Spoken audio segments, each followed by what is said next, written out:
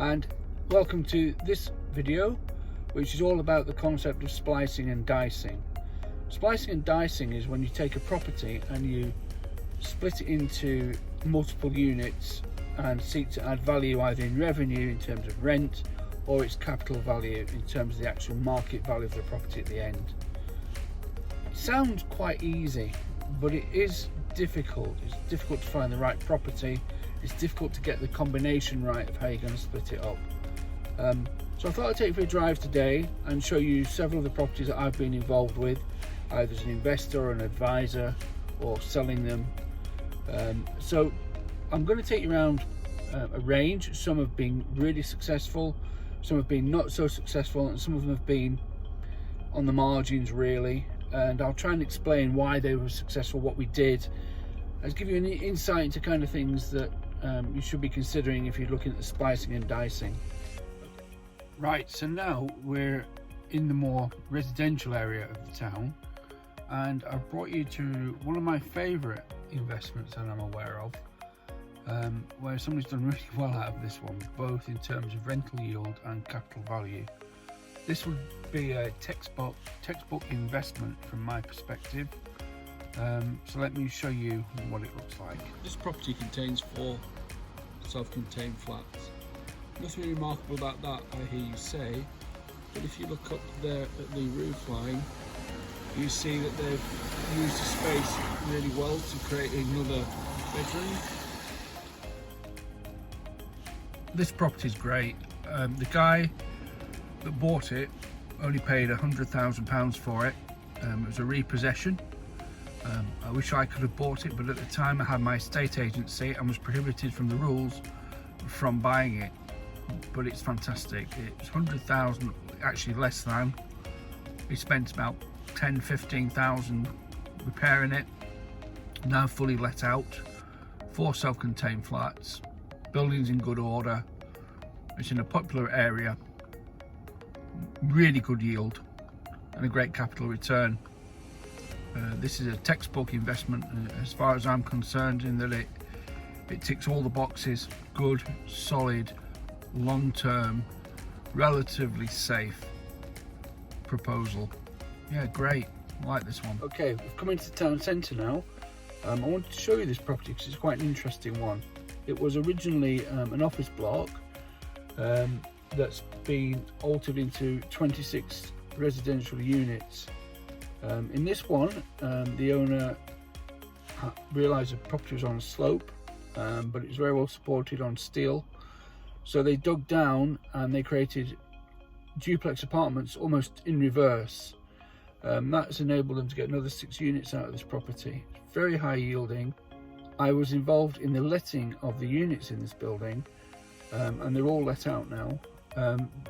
This property is really good in that it gives a very good financial return, and it's well constructed, a clever use of the space.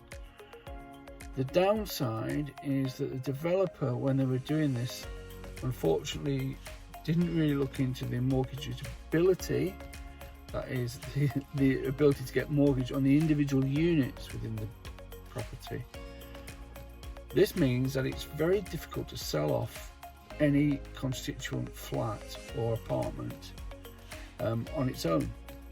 However, getting finance for the whole property is relatively straightforward. So let's have a look at this one.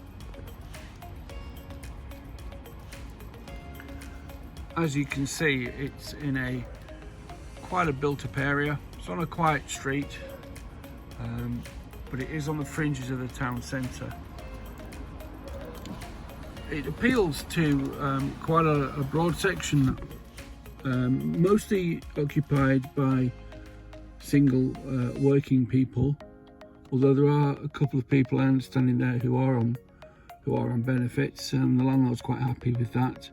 The property is fully managed and is a pretty good investment as a whole. For an individual breakup, in order to get revenue out and recycle it, a bit more tricky. Not many lenders would touch the individual apartments, as I mentioned earlier. Okay, well, this is a bit of a change from what I was planning, but I thought I'd take this opportunity to show you a building I particularly like, but nobody's done anything with it since it was purchased about 3 or 4 years ago, except make it watertight. Let me show you what it is. It is this building here, which is the old courthouse in Burnley town centre. It was sold at auction for not a lot of money 4 or 5 years ago now, I think. It did have water ingress and I understand a bit of dry rot.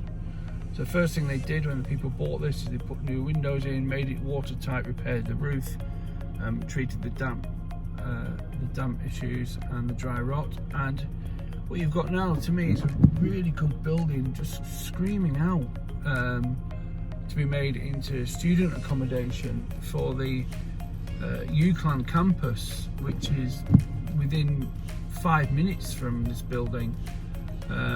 It's got good access. It's opposite shops.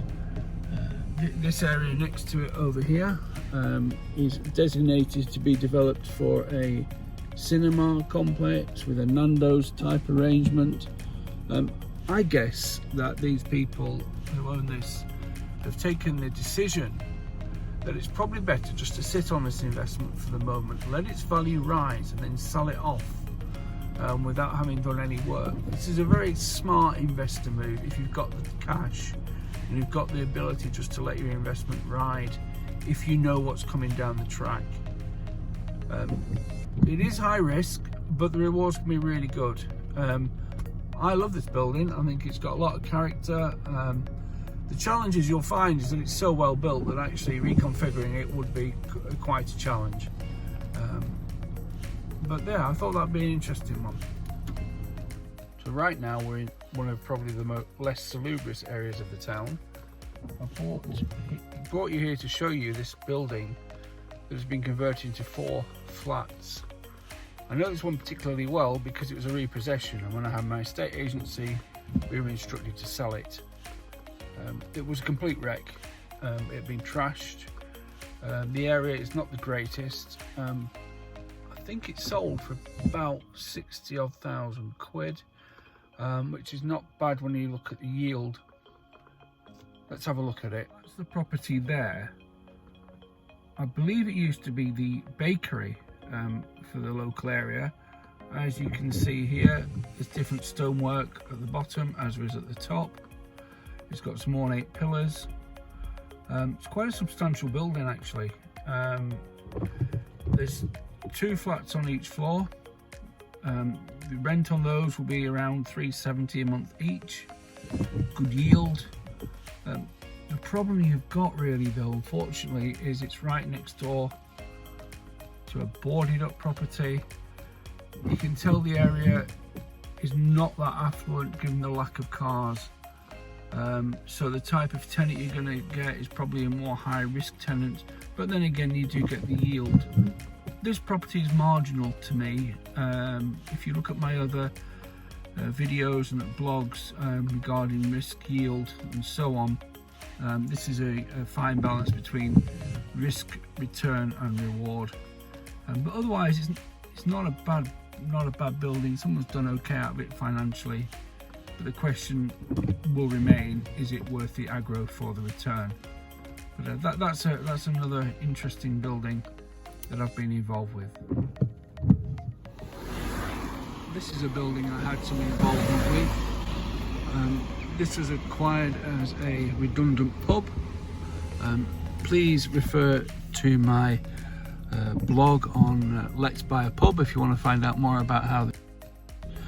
But this building has been split into a flat upstairs, a store on the ground floor, and on the left there was a gym, which I think they've applied for A3 use now, takeaway.